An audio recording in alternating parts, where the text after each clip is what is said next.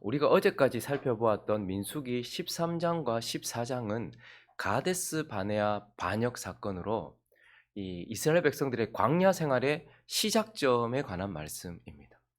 그리고 우리가 이제 앞으로 살펴보게 될 민수기 16장, 17장, 18장은 이 고라라는 사람들과 관련된 고라의 일당들의 반역 사건으로 이 이스라엘 백성들의 광야 생활의 후반부 거의 마지막 지점에 일어난 사건을 다루고 있습니다. 그러니까 민수기는 이 광야 생활의 시작점과 이 마무리 지점에 대한 기록이 있고 실제적인 38년 동안 38년 4개월 정도 되는 그 시간 동안 일어났던 일들에 대해서는 침묵을 하고 있는 거예요. 광야에서 38년 동안 그 38년 4개월 동안 무슨 일이 있었는지를 침묵하고 있습니다. 실제적인 광야 생활에 대해서는 기록해 놓고 있지 않은 거예요. 대신에 오늘 이 민수기 15장을 거기에다가 배치해 놓고 있는 것입니다. 그래서 이 민수기 15장, 우리가 오늘 내일 살펴보게 될 이 민수기 15장은요. 광야 생활의 시작과 광야 생활의 마무리 지점을 연결하는 가교 역할을 하는 그러한 본문입니다. 그리고 우리가 살펴보게 되는 이 민수기 15장은요. 단순히 시작점과 끝 지점을 연결하기 위하여서 배치된 가교 역할만 하는 것이 아니라 우리가 어제 본문을 보면서 매우 절망적이었잖아요. 이 가데스 바네아 사건 때문에 하나님께서 이스라엘 백성들에게 너희는 거기 보지도 못할 것이고 다 죽을 것이다 뭐 이런 절망적인 이야기를 하셨잖아요.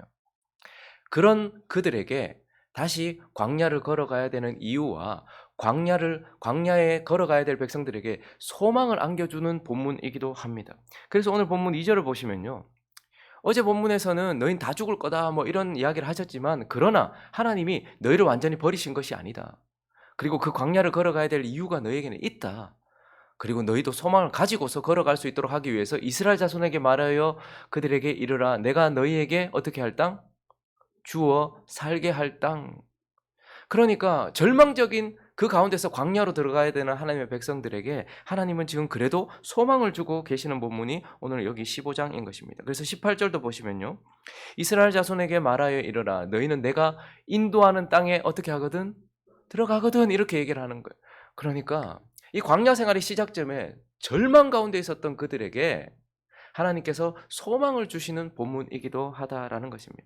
그러나 무엇보다도 오늘 이 민수기 15장은 처음과 끝, 광야 생활의 처음과 끝을 연결하는 가교, 그리고 그 광야로 들어가야 되는 자들에게 대한 소망을 주고 걸어가야 될 이유를 주는 본문이기도 하지만 이제 약속의 땅 가나안에 들어가면 어떻게 살아야 되는지, 구원받은 자들이 하나님이 약속의 땅, 하나님이 약속하신 땅에 들어가면 어떤 모습으로 살아야 되는지, 어떻게 살아야 되는지, 그래서 하나님은 왜 우리를 구원하셨는지에 대하여 설명하고 있는 본문이 오늘 민수기 15장인 것입니다. 그래서 우리는 오늘 이 본문을 통하여서 구원받은 백성들이 무엇을 위해서 구원을 받았는지, 약속의 땅을 허락받은 자들은 무엇을 목표로 하고 살아야 되는지, 어떻게 살아야 되는지, 하나님은 구원을 주시면서 무엇을 의도하셨는지, 무엇을 목적으로 하셨는지 한 두 가지로 나눠서 살펴보려고 합니다. 그 첫 번째는 하나님이 우리를 구원하신 이유는 예배자가 하기 위해서였다는 거예요. 그래서 하나님은 예배자가 되라라고 우리에게 말씀하고 있는 것입니다. 오늘 15장을 시작하자마자 하나님은 처음부터 우리에게 예배를 명령하십니다. 1절부터 4절까지 보시면요. 여호와께서 모세에게 말씀하여 이르시되 이스라엘 자손에게 말하여 그들에게 이르라. 너희는 내가 주어 살게 할 땅에 들어가서 여호와께 화제나 번제나 서원을 갚는 제사나 낙헌제나 정한 절기제에 소나 양을 여호와께 향기롭게 드릴 때 벌써 뭘 명령하고 있는 거예요? 그 땅에 들어가면 가장 먼저 중요한 게 뭐예요? 예배라는 거예요. 하나님을 향한 제사라는 거예요. 그래서 하나님의 백성들을 어떻게 그 땅에 들어간 그 땅을 허락받은 하나님의 백성들을 어떻게 규정하는가 하면 4절에 보니까요. 그러한 헌물을 드리는 자 이렇게 규정을 하고 있어요. 즉 하나님은 처음부터 우리를 구원하신 이유가 광야를 지나 10하루 만에 그 광야를 지나서 약속의 땅을 주시기 위함이었고 약속의 땅에 들여보내시는 이유, 가나안을 허락하시는 이유, 구원하시는 이유는 우리가 하나님을 예배하게 하기 위함인 거예요. 하나님을 예배하고 그래서 우리가 예배자가 되도록 하기 위해서 하나님이 우리를 구원하셨다라는 거예요. 그래서 전체적인 내용 전체가 우리가 어떤 예배자가 되어야 하는가 그것을 설명하고 있는데요. 하나님이 우리를 구원하신 이유는 우리가 우리 자신을 헌신하고 우리 자신을 하나님께 드리는 헌신하는 예배자가 되게 하시려고 하는 거예요. 오늘 4절을 다시 한번 보실까요? 자, 그러한 헌물을 드리는 자는 이제 하나님께 예배할 때 어떻게 해라라는 것을 말하는데, 고운 가루 10분의 1에 기름 4분의 1 흰을 섞어 가지고 여호와께 뭐를 드리래요? 그러니까 이전에는 하나님께 제사할 때 희생양이 필요했어요. 희생 제물이 필요했어요. 그래서 그걸 죽임으로써 그 단순히 희생 제물만 하나님께 드렸단 말이에요.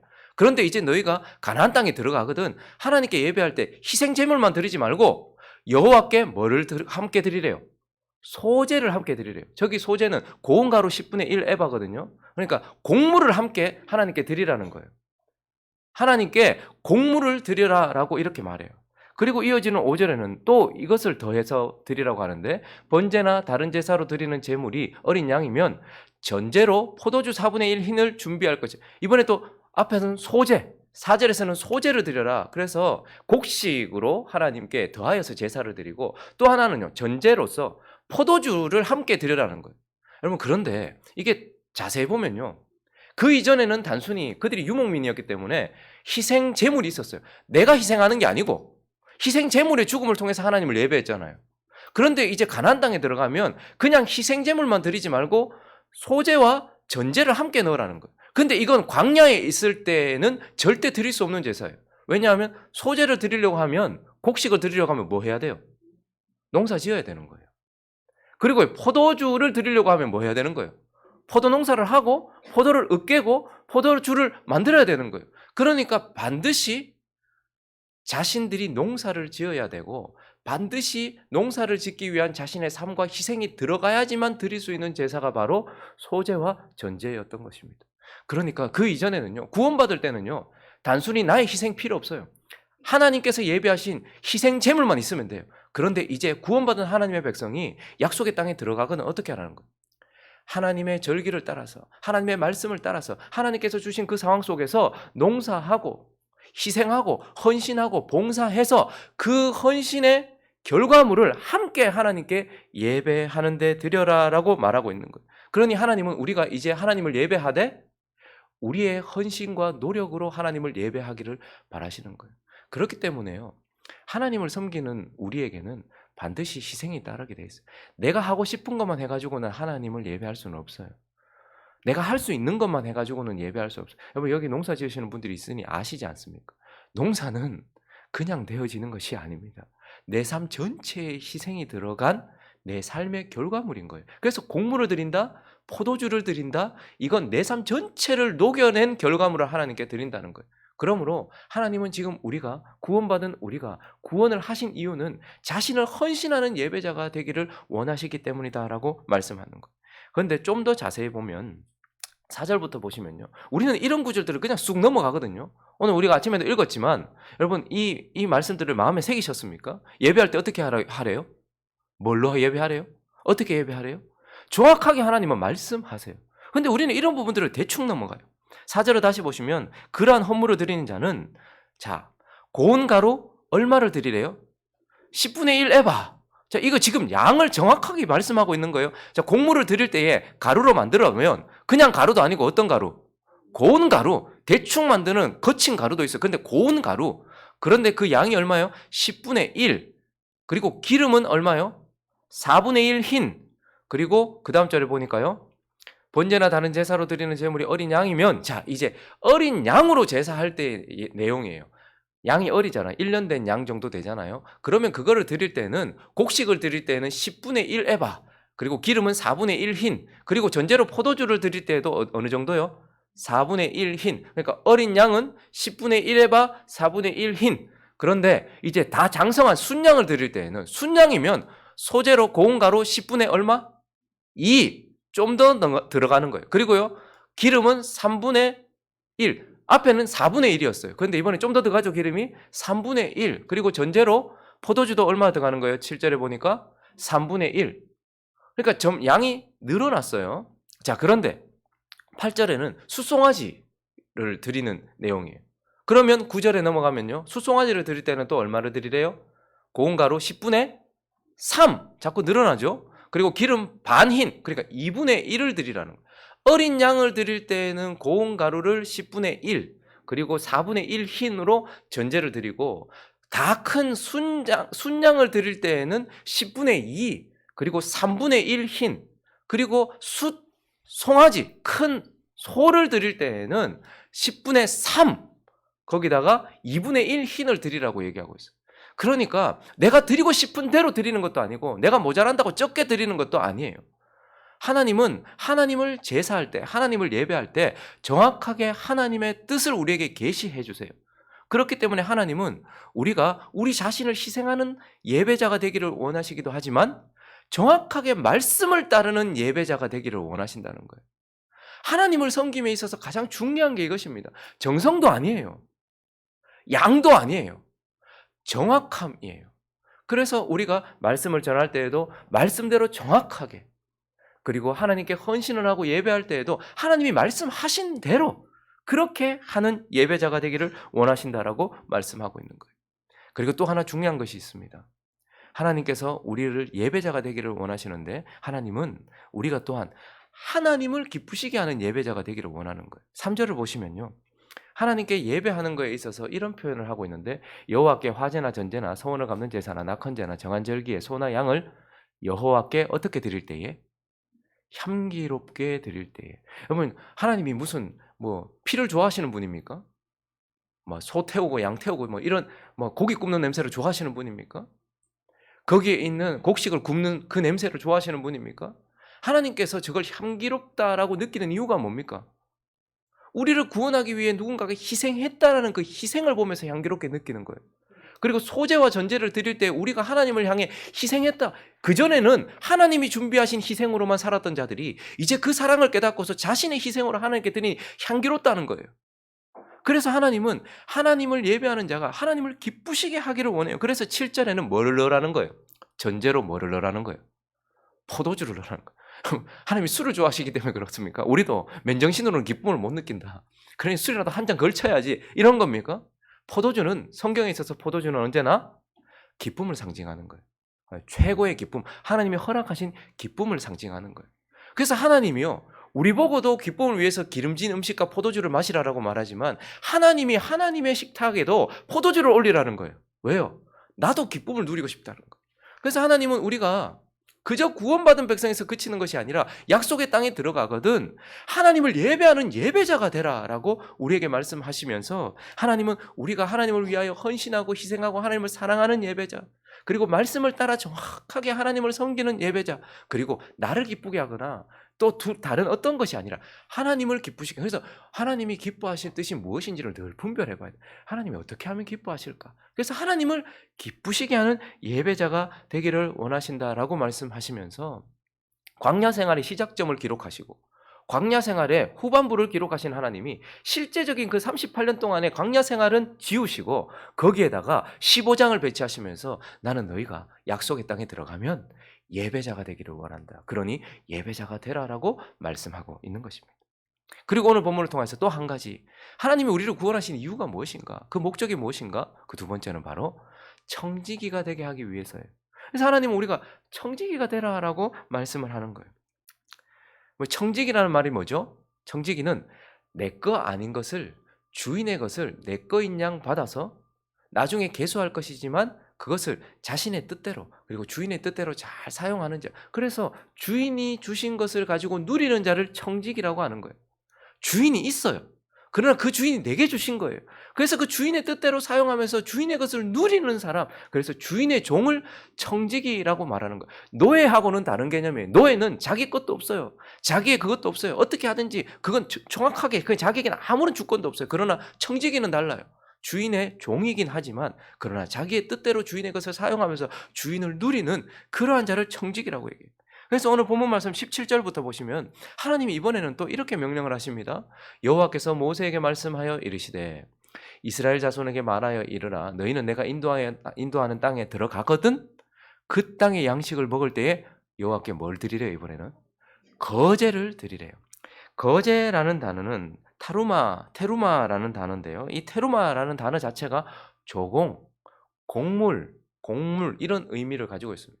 그러니까 이건 뭐죠? 조공은 뭐예요? 곡물이 뭐예요? 주신에게, 주군에게 그 밑에 있는 봉신들이, 그 밑에 있는 신하들이 충성을 맹세하면서 충성을 표현하는 방법이기도 하고 그 자기의 주인을 향한 의무를 다하는 것이기도 해요. 그러니까 그 옛날에는 주군이 있었어요. 주신이 있었어요. 그래서 모두를 정복했단 말입니다. 그런데 이 주군이요, 은혜로 나라를 다스리게 해주는 거예요. 봉신들이 있는 것이죠. 그래서 봉신들은 나는 권세 아래 있습니다. 당신이 내 주인입니다. 라는 것을 표현하기 위해서 뭘 바치는 거예요? 공물을 바치는 거예요. 이것을 바치는 것이죠. 이 조공을 바치는 것이죠. 그래서 하나님은요, 하나님께 거제를 드리래요. 하나님께 공물, 하나님께 이 조공을 바치라라고 이렇게 말씀하고 있는 거예요. 그래서 하나님은 뭘 원하시는 걸까요? 계속해서 20절과 21절을 보시면요, 너희는 처음 익은 곡식 가루떡을 거제로 타작마당에 거제같이 드리라. 그리고 21절도 너희의 처음 익은 곡식 가루떡을 대대에 여호와께 거제로 드려라, 이렇게 말해요.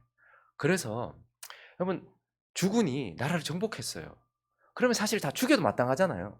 그런데 살려주고 너 여기 다스려. 대신에 내가 네 주인이라는 걸 인정해. 이걸 인정하는 것이 조공이잖아요. 공물이잖아요. 그런데 지금 하나님께 조공을 바치래요. 거제를 바치래요. 처음 익은 것으로. 그래서 뭘 뜻하는 겁니까? 네 생명 자체가 누구 거라는 거예요. 내 거다라는 것을 인정하는 삶을 살아가는 거예요. 내 생명도 내게 아니고 주인의 것이라는 거예요. 그래서 우리는 내 생명의 청지기예요. 하나님이 오늘도 우리에게 생명, 살라는 명령을 주시고 성령을 주시고 육신의 생명을 주셔서 우리는 영적으로도 살아있고 육적으로도 살아있어요. 그런데 이거 누구 거예요? 하나님 거예요. 하나님이 우리에게 주신 거예요. 그래서 우리는 하나님께 거제를 바치면서 조공을 바치면서 하나님, 내가 하나님의 것입니다. 내 생명이 하나님의 것입니다. 라는 것을 인정하라는 거예요. 그래서 그것을 인정하는 태도 중에 하나가 무엇이냐면, 그 태도 중에 가장 중요한 것이 뭐냐면 안식일을 지키는 거예요. 내게 하나님께서 허락하신 시간 속에서 그 시간 전체를 일생이라고도 할 수 있겠죠. 근데 그것을 뭐 달로 나누면 1년이라고도 할 수 있겠죠. 그리고 월로 나누면 한 달이라고도 할 수 있겠죠. 그러나 작은 단위로 나누면 일주일이라고 할 수 있을 거예요. 그래서 우리의 삶은 사실 계속 한 주 한 주의 반복인 거예요. 근데 그 한 주 가운데 하루를 빼어서 어떻게 하는 거예요? 하나님께 나 자신을 드리면서 내가 하나님의 것입니다라는 걸 인정하는 거예요. 여러분, 그래서 주의를 지키는 것은 중요한 겁니다. 내가 하루를 빼어서 하루를 하나님을 기억하고 하나님을 예배하고 하나님께 생명받은 형제들과 함께 교제하고 하루를 내 몸을 쉬면서 그렇게 주의를 지키는 건요, 내 생명이 하나님의 것입니다라는 걸 인정하는 거예요. 그런데 사람들이 요즘에는 주의를 지키는 개념이 너무 흐릿해져 버렸어요. 내가 하고 싶은 데 놀러 가면 뭐 인터넷으로 예배드리면, 인터넷으로 예배했든 아니면 진짜 여기 와서 예배했든 내 마음속에 하나님이 내 주인입니다, 내 생명의 주인입니다라는 고백 없이 그냥 여기 앉아있든 아니면 밖에 있든 아무 소용없어요. 근데 중요한 것은 여기에 있든 어디에 있든 오늘 하루 내가 하나님을 기억합니다, 내가 하나님의 것입니다 라는 것을 인정하는 그 마음이 들어가 있는 하루를 빼어 하나님께 드리는 거, 이게 중요하단 말입니다. 이게 하나님께 드리는 거제이기도 해요. 그래서 하나님은 우리가 네 생명이 하나님의 것이다라는 것을 인정하는 생명의 청지기가 되기를 원하시는 거예요. 그리고요, 계속해서 보면 처음 익은 곡식, 왜 하나님은 그 많은 곡식 중에 잘 익은 곡식을 원하지 않고 처음 익은 곡식을 달라고 하실까요? 늘 처음 것을 주실 때마다 그것이 하나님의 것임을 인정하는 거예요. 그래서 처음 익은 것, 첫 것을 드리면서 처음 것은 하나님 거, 이제 나머지 많은 것들은 다 내 거, 이런 의미가 아니고 처음 것을 드림으로써 처음 것 이후에 나타나는 모든 것들이 다 누구 거예요? 하나님 거예요. 그런데 처음 것을 드리면서 이 모든 것이 하나님 것입니다라는 것을 인정하면서 하나님은 또 무엇을 원하실까요? 내 생명이 하나님의 것이고 내가 하나님의 것입니다라는 것을 인정하는 뿐만 아니고 내가 가진 모든 것들도 다 하나님의 거라는 거예요. 처음 걸 드리면서 그걸 인정하는 자가 되기를 원하는 거예요. 그래서 11조는 그런 개념을 가지고 있는 거예요. 10분의 1을 하나님께 떼면서 10분의 1은 하나님 거, 10분의 9는 내 거, 이게 아니고 10분의 1을 하나님께 떼면서 내 모든 것이 다 하나님의 것입니다. 그런데 10분의 1을 하나님께 드림으로써 내 모든 것이 하나님의 것입니다라는 것을 인정하고 그 풍성하시고 자비로우신 하나님이 9를 우리에게 쓰라고 하시는 거예요. 그래서 하나님은 네가 하나님의 것이다, 네 모든 가진 것이 하나님의 것이다라는 것을 인정하는 하나님의 종됨, 하나님의 자녀됨, 하나님의 백성됨을 인정하는, 그런데 이걸 거제로 드리라고 하는 거예요. 저 거제는 어떻게 드리는 거예요? 들어 올려서 드리는 거예요. 여러분 한번 상상해 보세요. 백성들이요, 고운 가루, 떡을 이렇게 작대기에다 높여가지고 들어 올리면서 하나님께 드리는 거예요. 어떤 연상이 되십니까? 많은 백성들이 하나님이 주신 것을 가지고 기뻐하면서 춤추는 모습이에요. 이거는 거제는 기쁨의 제사예요. 와, 나 죽을 수밖에 없는 나를, 내 주인이 나를 살려주고 아무것도 없이 다 뺏어가도 되는 내게 이렇게 주인이 내게 다 많은 걸 줬다. 그래서 내 주인이 얼마나 소중한 분인지, 얼마나 은혜로운 분인지를 고백하는 것이 주인이 주신 것을 들어 이렇게 하나님께 거제로 들어 올리면서 하나님께 기쁨으로 드리는 거예요. 그래서 이 거제를 드림으로써 너희는 하나님의 것이요, 너희 가진 모든 것이 하나님의 것인데, 그런데 그걸 주신 그 주인이 얼마나 기쁜지, 그래서 그 주인을 기뻐하고 그 주인께 감사하고 그 주인을 사랑하는 모습의 청지기, 그러한 자가 되기를 원하셔서 하나님은 너희가 들어가면 주의 종이 되어라, 주의 청지기가 되어라 라고 우리에게 말씀하고 있는 것입니다. 말씀을 정리하겠습니다. 하나님은 우리의 신분이 창기에서 신부로, 고아에서 지금 아들로 그렇게 바뀌는 것에서만 만족하고 있지 않아요. 여러분, 자녀들에게 그것만 원하십니까? 자녀가 태어났어요. 이름을 지어줬어요. 하나님이 주신 선물이야. 주하. 세상을 윤택하게 하는 선물이야. 윤하. 하나님의 진리를 밝히는 선물이야. 얘야. 이렇게 이름만 지어주고 그 자녀는 어휴, 내 자녀, 내 자녀다. 여기에만 만족하십니까?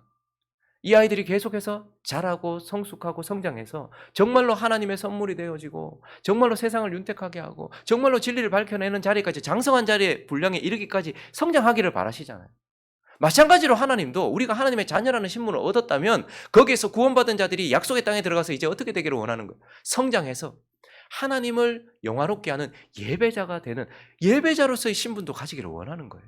그리고 하나님이 주신 모든 기업들을 하나님의 것이라는 것을 인정하면서 누리기를 원하시는 청지기의 자리까지 가기를 원하시는 거예요. 그래서 하나님은 자녀가 예배자가 되고 청지기가 되고 주의 기업을 물려받은 자가 되기를 원하시는 그러한 마음이 담겨 있는 거예요. 그렇게 성장하고 성숙하기를 원하시는 거예요. 그래서 사람의 제일 된 목적이 무엇입니까? 하나님을 영화롭게 하는 것. 예배자가 되어야지만 가능한 거예요. 하나님을 영화롭게 하는 것. 그리고요, 하나님을 영원토록 즐거워, 그분의 종이 되어야지만, 그분에게 모든 것을 다 드린 자가 되어야지만, 그분이 주신 것을 가지고 있는 자가 되어야지만 하나님을 즐거워할 수 있는 거예요. 이게 사람이 존재하는 목적이고 또한 구원의 이유인 거예요. 그 목적을 달성하기 위해 하나님은 우리를 구원하셔서 예배자, 청지기가 되라고 말씀하시는 것입니다. 이미 우리 안에 이뤄놓으신 이 일이 이제 광야 생활을 지우시고 이것을 기록해 놓으신 하나님의 뜻에 따라서 우리도 광야 생활이 아니라, 그 의미 없는 어두운 38년의 광야 생활이 아니라 이 예배자 청지기가 되라는 이 말씀이 우리 삶 가운데 채워져서 저와 여러분도 하나님을 영화롭게 하고 하나님을 영원토록 즐거워하는 예배자 청지기 되시기를 예수 그리스도 이름으로 축원합니다.